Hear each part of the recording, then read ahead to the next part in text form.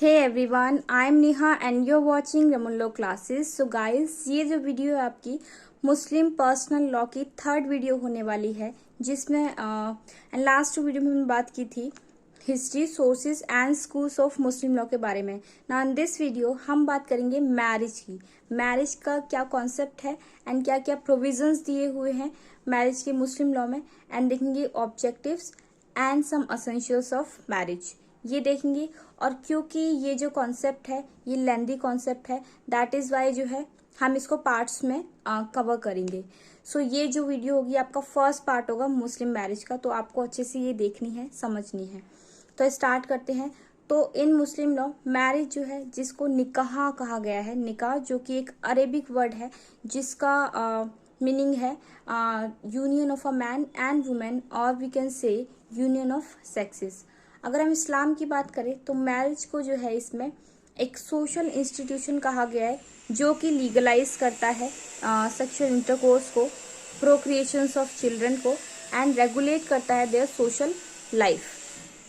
तो ये अब हम मुस्लिम अगर हम देखें हिंदू मैरिज में, तो हिंदू मैरिज जो है एक सेक्रामेंट है जहाँ पर जो है कुछ रिलीजियस सेरेमनीज की रिक्वायरमेंट होती है, कुछ रिचुअल्स होते हैं जो फॉलो करने होते हैं, उनके बिना जो है जो मैरिज है वो वैलिड नहीं मानी जाती। बट इन मुस्लिम लॉ ऐसा कुछ भी नहीं है, कोई भी रिलीजियस रिक्वायरमेंट मुस्लिम लॉ में नहीं है।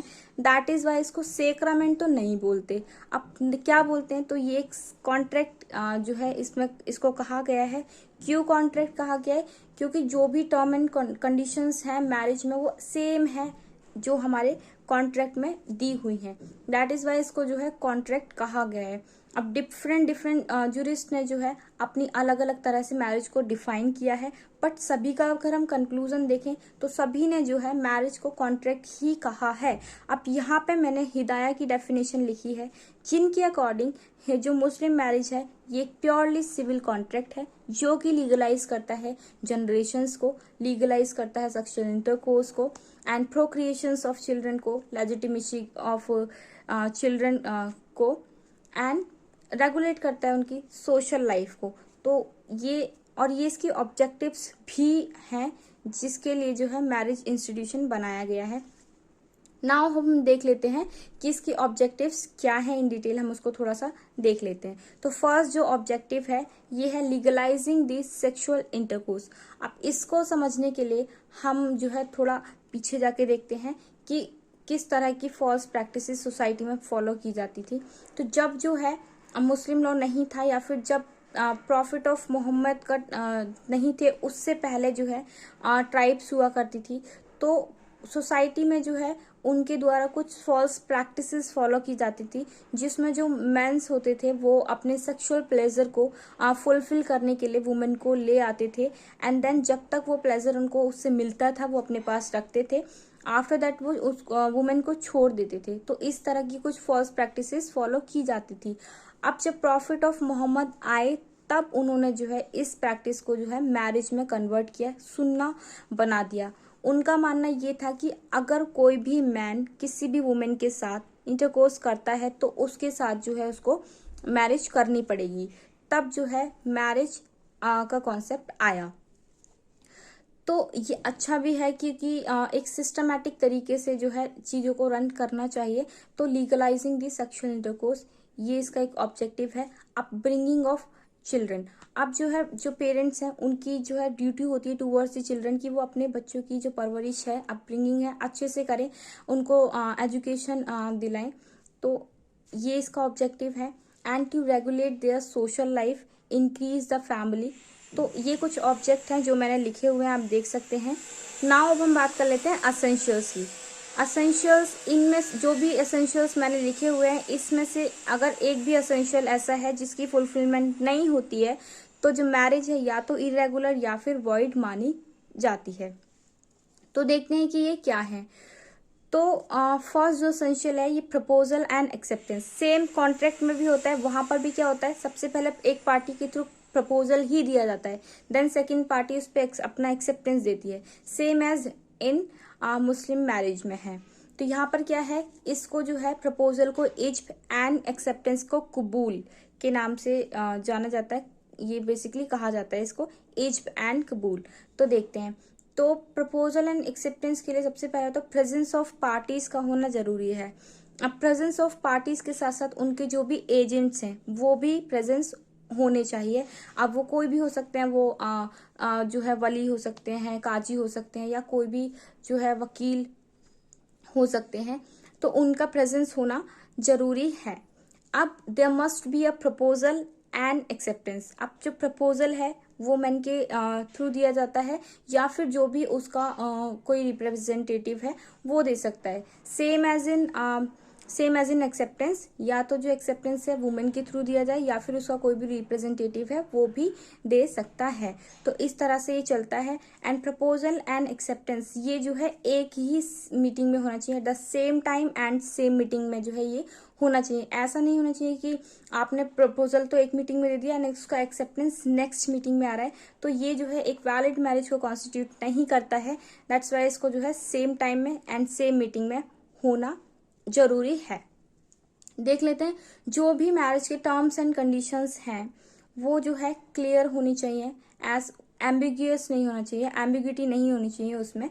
अब एम्बिग्यूटी क्या है कि जो मतलब क्लियर नहीं है, जिसके दो मीनिंग निकलते हो, इसको हम ऐसे समझ सकते हैं, लाइक इसको एग्जाम्पल से समझते हैं। जैसे कि जो मैन है उसने जो है मेहर डिसाइड किया। मेहर होता है डावर, मुस्लिम लॉ में मेहर बोलते हैं। तो उसने डिसाइड किया कि बाइक ओनली, वहां पे मेंशन बाइक ही वर्ड मेंशन किया मेहर में। तो ये जो है इसमें उसने क्लियर नहीं किया कि किस कंपनी की बाइक, कुछ नहीं मेंशन है वहां पर। तो ये क्या है कि एम्बिग्यूटी यहाँ पर क्रिएट हो रही है कि क्लियर ही नहीं है कि कौन सी बाइक। तो जो है क्लियर होना चाहिए। और दूसरा क्या कि जो भी प्रपोजल एक्सेप्टेंस है इसमें कंडीशनल नहीं होना चाहिए। कंडीशनल मतलब जो भी लाइक मेहर में जो मैन है उसने 10,000 रुपये मेहर डिसाइड किया एज अ गिफ्ट, लेकिन वुमेन ने उसको एज इट इज ना एक्सेप्ट करके उस पर कंडीशंस रखी कि नहीं, अगर आप 15,000 करते हैं तब मैं अपना एक्सेप्टेंस दूंगी, तब मैं आपसे मैरिज करने के लिए रेडी हो जाऊंगी। तो यहाँ पर क्या है कि वुमेन की तरफ से कुछ कंडीशंस आ गई। तो अब क्या है कि ये एक वैलिड मैरिज नहीं कॉन्स्टिट्यूट करता है। तो यहाँ पर जो है ये कंडीशनल नहीं होना चाहिए, कंडीशन फ्री होना चाहिए, तब जो है मैरिज जो है वैलिड मानी जाएगी। तो एम्बिग्यूटी नहीं होनी चाहिए, कंडीशनल नहीं होना चाहिए, एंड जो प्रपोजल एंड एक्सेप्टेंस है वो सेम टाइम सेम मीटिंग में होना चाहिए। तो ये था आपका फर्स्ट असेंशियल, इज्ब एंड कबूल। ना हम देख लेते हैं अब हम सेकंड क्या है असेंशियल। सेकंड जो असेंशियल है ये है आपका कॉन्सेंट। आप जो कॉन्सेंट है ये फ्री कॉन्सेंट होना चाहिए, फ्री विल ऑफ कॉन्सेंट होना चाहिए पार्टी का। तो यहाँ पर क्या है, फ्री कंसेंट हम किसको कहेंगे? तो जब कोई भी कंसेंट जो है जिसमें फ्रॉड ना किया गया हो पार्टी के साथ, या फिर अनड्यू इन्फ्लुएंस ना हो, कोअर्जन ना हो, मिस रिप्रेजेंटेशन ऑफ फैक्ट ना हो, तो ये चीजें जब नहीं होती हैं तब हम किसी भी कॉन्सेंट में तब हम कहते हैं कि ये फ्री विल ऑफ कंसेंट है। तो देख वन बाय वन इसको देखते हैं। तो फर्स्ट है अनड्यू इन्फ्लुएंस। जब कंसेंट जो है किसी की इन्फ्लुएंस के कारण किसी का जो है कंसेंट लिया गया, कोई भी डोमिनेंट पोजीशन पर है और उससे जो है इन्फ्लुएंस होकर किसी का कंसेंट लेना जो है फ्री विल ऑफ कंसेंट नहीं होता है। तो ये एंड जो है कोअर्जन, जब किसी से जो है डरा धमका कर किसी का कंसेंट लेना, तो वो नहीं होना चाहिए। कोअर्जन में बेसिकली जो हनाफी लॉ जो है ये वैलिड करता है मैरिज को। बाकी जो लॉ है ये जो है मैरिज यहाँ पर वॉइड हो जाती है अगर जो है कोअर्जन से कंसेंट लिया जाता है। अब फ्रॉड, किसी भी पार्टी के साथ फ्रॉड हुआ है, फ्रॉड से किसी का कंसेंट लिया गया है, तो वो मैरिज वॉइडेबल होगी। पार्टी के ऊपर है जिसके साथ भी फ्रॉड हुआ है कि वो कंटिन्यू करना चाहती है या नहीं।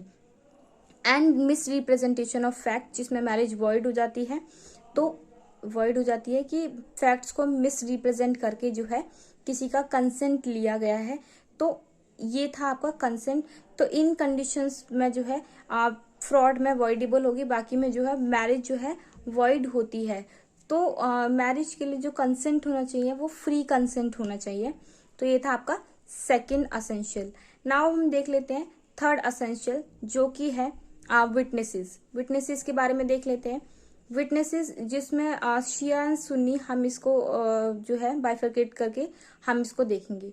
तो जो सुन्नी लॉ है उसमें during the time of marriage witnesses की रिक्वायरमेंट होती है। अब यहाँ पर जो है या तो 2 मेल हो, अगर 2 मेल नहीं है तो एटलीस्ट 1 मेल तो हो एंड 2 फीमेल। अब ऐसा नहीं है कि एक भी मेल ना हो, तो ऐसा नहीं होना चाहिए। यहाँ पर एक मेल मस्ट है, उसके साथ 2 फीमेल 3 फीमेल वो चल जाएगा, लेकिन मेल मस्ट है ये।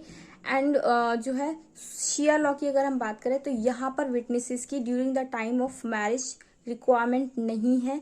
जब डिसोल्यूशन ऑफ जब मैरिज डिसोल्यूट होती है शिया लॉ में, तब जो है विटनेसेस की नीड होती है, but at the time of solemnisation के टाइम जो है नहीं होती नीड। तो ये था आपका थर्ड असेंशियल।